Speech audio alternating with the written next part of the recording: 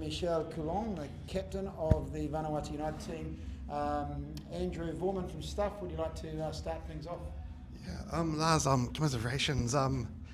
What did you make of that foul that led to that goal being ruled out late on there? To be honest, I didn't even notice it. So it felt just like an incident which was very far away and happened, many seconds before the game. So I haven't seen it, but just from a feeling, it feels like the VAR it's going back a long time in the situation, and you usually also see from the players' reactions that there wasn't anything very, very obvious, and I think VAR should be something that intercepts very obvious mistakes. But it's these small situations, a bit similar to the second game we had when everybody plays on, and then you go back a minute and you get that decision. But it's nothing we can change now. We have to accept it. Of course, players will be disappointed about it, but our job is to get ready for the next game. There's a few days now to recover, and we will be ready for the next game. But of course, it's you get that moment taken away from you when you felt this was exactly what the boys deserved when we equalized, and it's like I said, we just got to accept it. When you look back at this first week of this tournament, what do you make of just overall how your side's performed? Well, I think from performance-wise, I think we had 5 good halves. The first half today was not good. You have individual mistakes, which can happen, but also the overall work rate, the intensity was not what we expect from our group. And we made that clear at half-time. Second half was much better, I felt. And the second half gives us something to build on, but of course football is a results game, and at one point we also have to start collecting points, which we did in the first game, and thought we did it today, but there's still many games to come, and I think this is a good learning group, so we'll be back stronger, and this is what we take from this game. And you're still be on board as coach in Papua New Guinea. You've cancelled your resignation? Yes, so I haven't got the official feedback from the board yet, but that's my intention, so I hope it's going to be that way. Why did you change your mind? It's something I'd rather comment on when actually the decision has been made by the board. So but the basic idea is I really like this group, and I feel it's something that we are building something special, and it's something you really want to be part of, but let's see what comes in the coming days. Were you surprised from your opponents because they changed one player in the last moment in their starting lineup?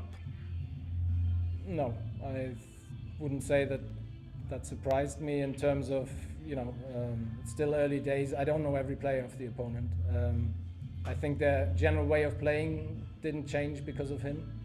So, we are really focused on playing our game, getting our things right, and if we do that, it's going to be an okay game against any opponent. So that was not our focus just before the game. Their previous game was postponed to the bad weather condition. It was advantage for them? Yeah, you could say that. At one point they're going to have to play this game during one of the circuit series, so this is also something we just have to accept.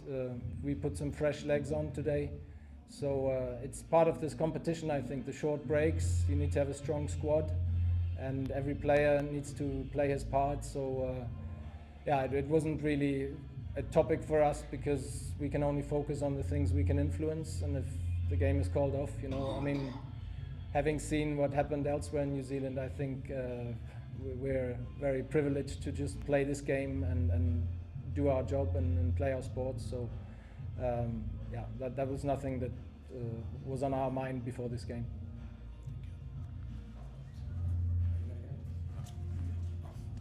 Sure. Michel, your team has had some slow starts, conceding goals early against both Auckland FC and now South Island United. What from a player's perspective, is it you're not quite switched on at the start of the game, or what is it that you think is happening, and how do you turn things around? Firstly, I wanted to thank God for this game, this preparation. Yeah, I think about that we've been speaking little earlier before we go in, but because today the team was also changed, some new players in, so we have to adapt in this kind of competition. I know it's tough, but yeah, we know our mistakes, so we're gonna pick up and become strong next game.